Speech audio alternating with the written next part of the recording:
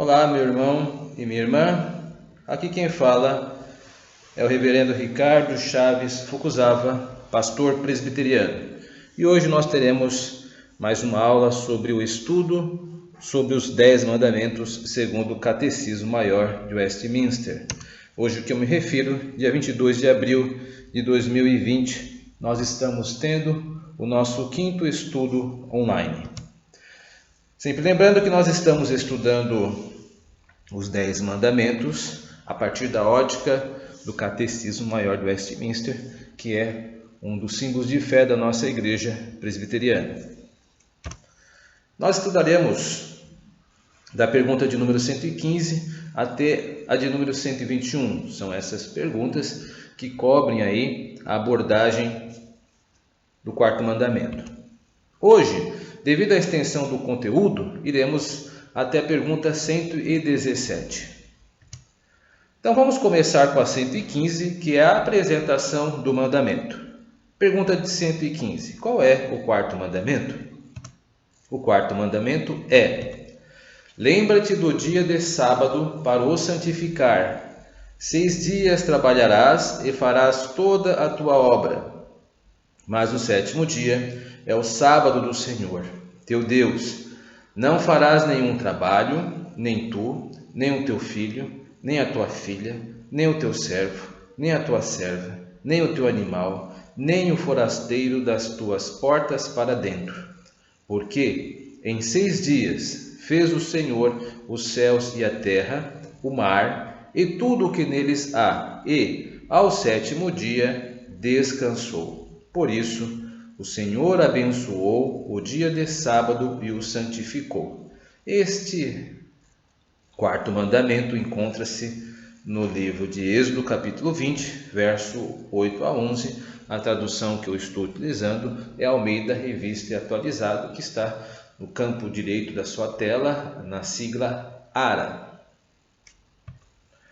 Agora, apresentado que fomos ao 4º mandamento, vamos começar a estudar o seu conteúdo.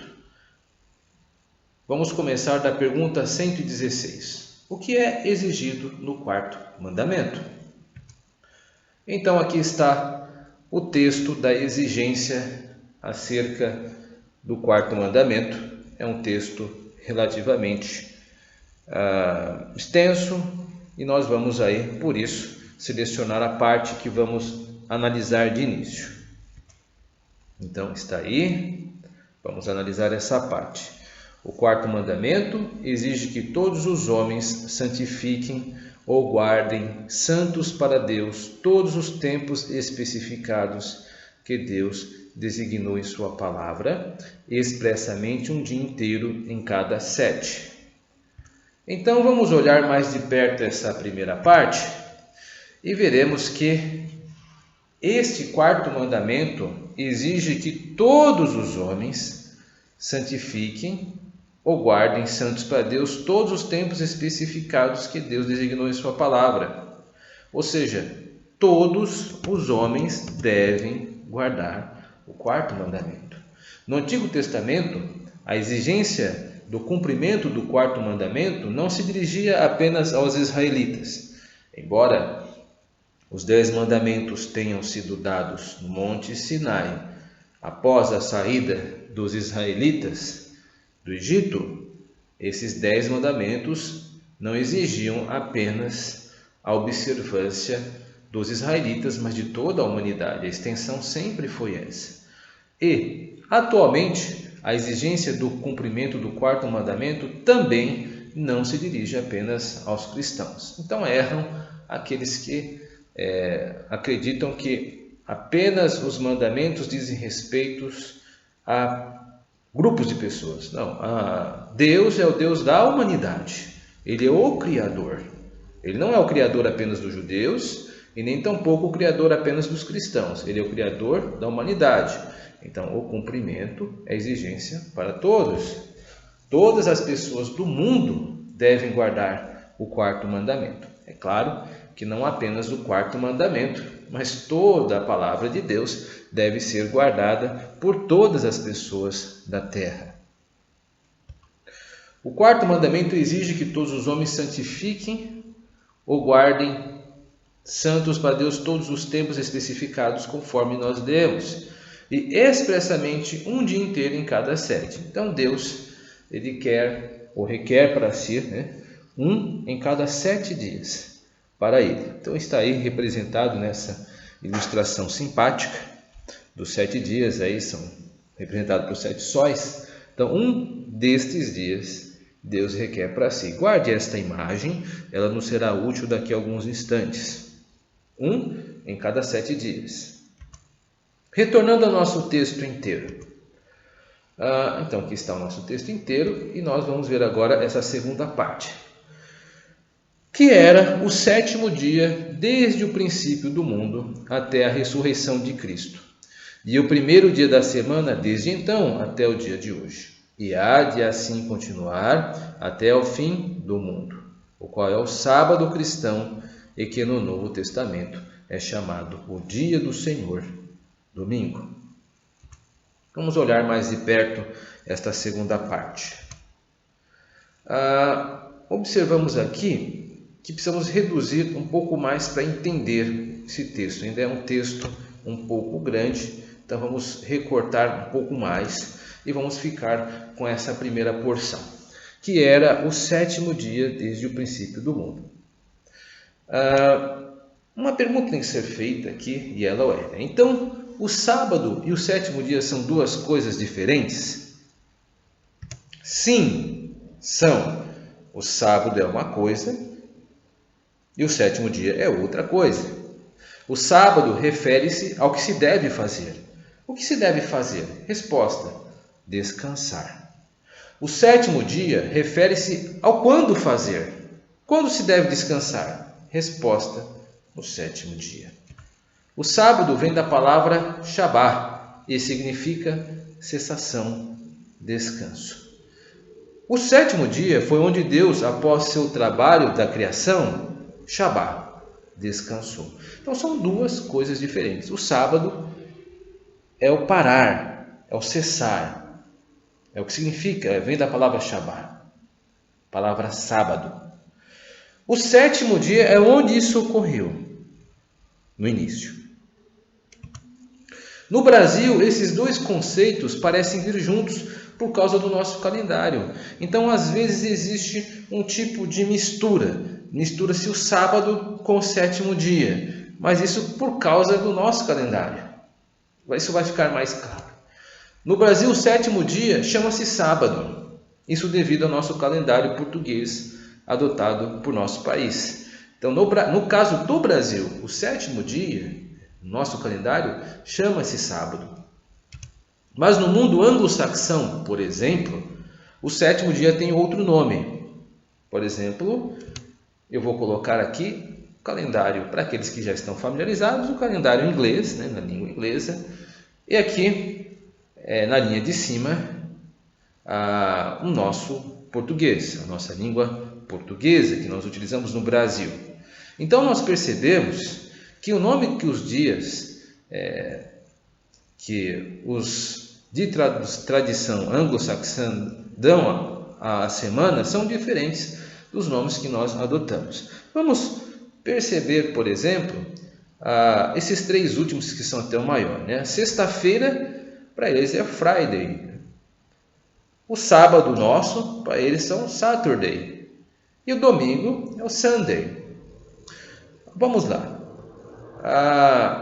Sexta-feira, Friday, ou seja, dia de Frei. Isso aqui é uma referência a uma deusa ou da mitologia escandinava, a qual tem aí ligações antigas com a família anglo-saxã, da linguagem anglo-saxã, que acabou se refletindo na maneira em que que os anglo-saxãos contam os dias da semana. Vamos dar uma olhada aqui em cima em segunda-feira, por exemplo, a primeira no seu campo esquerdo. Para nós, segunda-feira.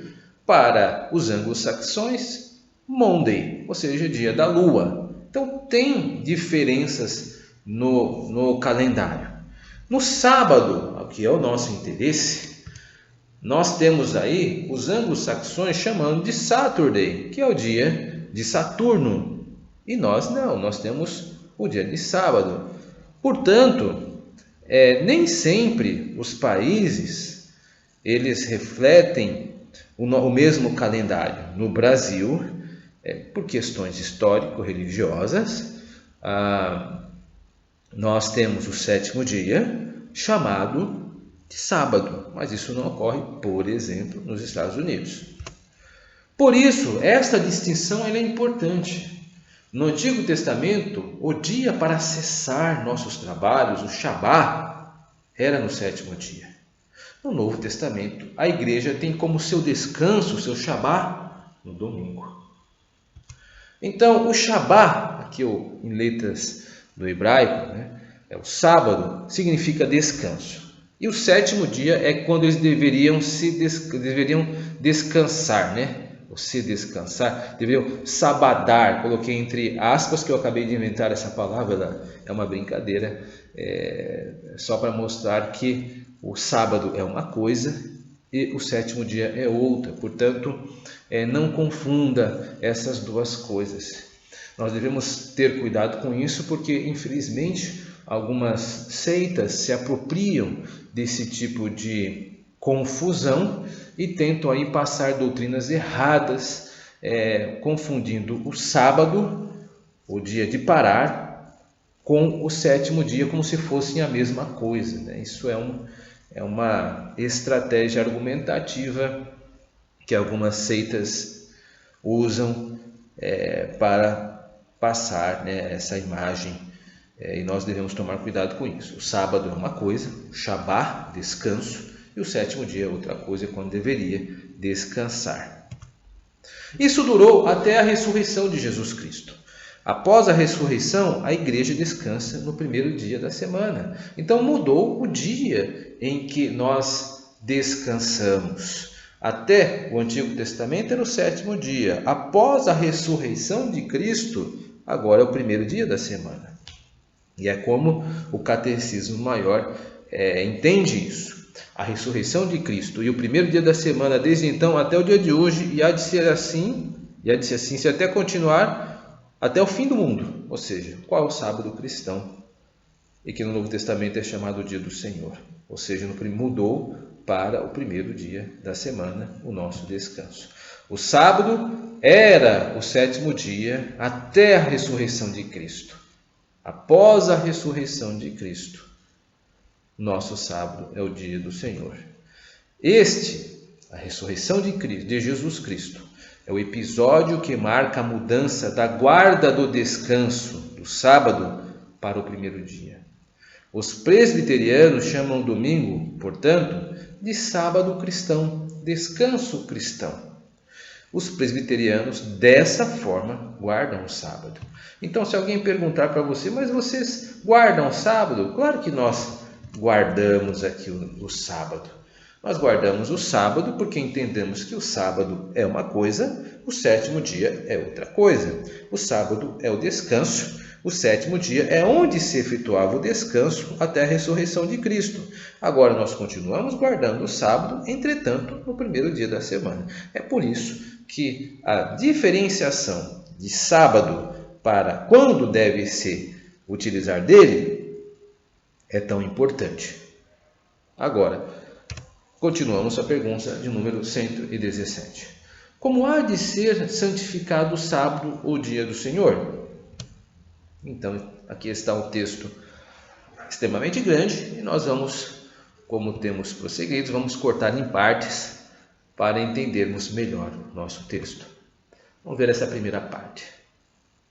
O sábado ou o dia do Senhor há de ser santificado por um santo descanso por todo esse dia, não somente de tudo quanto é sempre pecaminoso, mas até de todas as ocupações e recreios seculares que são permitidos em outros dias. Então vamos olhar mais de perto esta primeira parte e vamos perceber que o sábado ele é trabalhado agora com outro dia, o sábado, o outro nome, perdão, o sábado ou o dia do Senhor. Então o nosso Catecismo Maior está nos propondo um certo sinônimo, o sábado ou o dia do Senhor.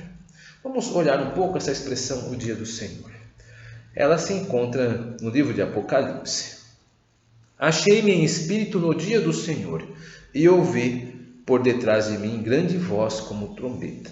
Então, em Apocalipse capítulo 1, verso 10, o dia do Senhor ele já está presente, a nomenclatura dia do Senhor. O livro de Apocalipse é o último livro a ser escrito por volta do ano 96 depois de Cristo. Quase um século já havia passado desde o nascimento de Jesus Cristo. A igreja já havia atravessado continentes, Roma, Grécia, África. Este último relato bíblico é um registro de uma ação litúrgica já consolidada da igreja. O dia do Senhor, um dia dele já estava estabelecido pela igreja de Cristo. Portanto, eis aqui um material bíblico que aponta para a justificativa de guardarmos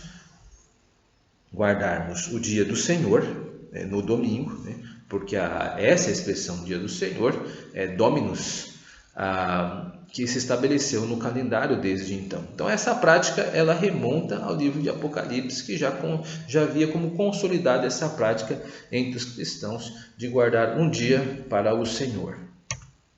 Como santificar o dia do Senhor? Aí segue-se essa pergunta um pouco mais voltada para a prática. E aí está a delimitação. Por um santo descanso por todo esse dia, não somente de tudo quanto é sempre pecaminoso, lógico, mas não só no sábado cristão, mas em todos os dias nós devemos abandonar o pecado. Mas até de todas as ocupações e recreios seculares que são permitidos em outros dias. Então veja aqui, dividindo em pequenos temas, não somente de tudo quanto é sempre pecaminoso, obviamente o cristão sempre há de se distanciar do pecado, mas até de todas as ocupações e recreios ou diversões seculares que são permitidos em outros dias. A preocupação do Catecismo Maior de Westminster, o entendimento do Catecismo Maior de Westminster, defende a diferenciação dos sábados dos demais dias através de um dedicar-se integral a Cristo. Portanto, nós devemos entender esse tipo de redação como um entendimento da necessidade de santificar o dia. Vamos retornar ao nosso texto inteiro. Vamos cortar em partes para entender melhor como temos feito e vamos nos dedicar um pouco nessa parte. Em fazê-lo nosso deleite, passando todo o tempo, exceto aquela parte que se deve empregar em obras de necessidade e misericórdia, nos exercícios públicos e particulares do culto de Deus. Olhando mais de perto essa segunda parte, em fazê-lo nosso deleite, passando todo o tempo, exceto aquela parte que se deve empregar em obras de necessidade e misericórdia. Vamos nos centrar nesses três termos: obras de necessidade, misericórdia e culto de Deus. Então, as atividades do dia do Senhor são essas três destacadas em tela: obras de necessidades, obras de misericórdia, culto a Deus, podendo ser público ou podendo ser particular. O que são obras de necessidade? Há casos que alguém precisa trabalhar para sustentar sua família no domingo. Não peca por isso, porque seu trabalho é uma necessidade de sobrevivência. Então veja, embora o dia de domingo, o nosso sábado cristão, deve ser guardado, há casos em que as obras de necessidade precisam ser feitas. Por exemplo, a questão do trabalho. Existem hoje em dia alguns trabalhos que requerem ser feitos no dia do Senhor, no domingo, e por uma questão de necessidade. Por isso, quem trabalha nesse dia acaba não pecando, porque está trabalhando para a sua sobrevivência. E o que são obras de misericórdia? Fazer aquelas coisas que conservam a vida e promovem o bem-estar dos outros. São obras de misericórdia que também podem ser feitas no dia do Senhor ou no domingo. E aqui está um quadrinho ilustrativo demonstrando que se refere principalmente às atividades que estão guardando a vida das pessoas. Aí está um médico, por exemplo, Fundamentos bíblicos para isso existem vários, mas eu vou apenas citar um. Qual dentre vós será o homem que, tendo uma ovelha e num sábado esta cair numa cova, não fará todo o esforço tirando-a dali? Ou seja, logo é lícito nos sábados fazer o bem. Então esta é uma das fundamentações bíblicas para esse tipo de expedientes, nesses dois citados, obra de misericórdia e obra de necessidade. Existem outros textos, mas nós não vamos ver apenas esse assunto. Eu cito este para fundamentar essas duas ações. Agora, é claro, o dia do Senhor é o dia para o culto a Deus. 6 dias trabalhareis, mas o 7º será sábado do descanso solene, santa convocação, nenhuma obra fareis. É sábado do Senhor em todas as vossas moradas. Ou seja, nós devemos nos preparar no dia do Senhor em santa convocação para cultuar ao seu nome. Deus nos convoca, ou convoca a todos aqueles que são seus, para que venham e o adorem nesse dia. O dia do domingo é, por definição, patrimônio do Senhor. É o dia separado para a adoração comunitária. Durante a semana, cada presbiteriano pode cultuar a Deus pessoalmente e até familiarmente, mas é no domingo que ocorre a santa convocação, o culto solene. A prioridade do domingo é consagrar-se a Deus como seu povo. Todo outro trabalho deve cessar, Shabá. Existem, porém, exceções, casos onde se violado o dia do culto, não incorre o cristão em culpa. São designados obras de necessidade e de misericórdia, aquelas que eu já comentei alguns instantes atrás. Pode existir algum tipo de objeção, e eu estou aqui contemplando essa possibilidade. Talvez alguém pergunte, mas não devemos santificar a Deus todos os dias? Alguns possam dizer, mas eu sirvo a Deus em todos os dias. Embora esse argumento pareça piedoso, não é exato. Nós não servimos a Deus igualmente em todo o tempo, em todas as coisas. O próprio Deus requeriu um dia para si. Portanto, parece ser um argumento piedoso. Olha, eu não sirvo a Deus só no domingo, eu sirvo todos os dias da semana. Parece ser um argumento piedoso, mas na verdade é um argumento falacioso, enganoso. Porque se todos os tempos fossem iguais, até mesmo para Deus, Deus não teria requerido um para ele especificamente. Então esta pessoa que aparentemente parece se vestir de um tipo de roupa religiosa, dizendo que guarda todos os dias, na verdade está incorrendo em ignorância bíblica, porque está atribuindo a Deus um certo tipo de engano, dizendo que até mesmo não deveria se separar-se um dia só para ele, sendo que Deus mesmo separou um dia para si. Isso está lá expresso no Decálogo. Então esse argumento de que todos os dias são iguais não é um argumento biblicamente válido. Portanto, nós encerramos agora o nosso estudo. Agora entenda, vamos continuar esse conteúdo na próxima semana. Devido a ele ser extenso, nós vamos tratar apenas dessas perguntas hoje. Que Deus muito nos abençoe e que possa nos preservar com vida, com saúde, para que possamos, segundo a sua boa providência, continuar esse estudo, se for sua vontade, no próximo dia. Que Deus muito nos abençoe. Amém.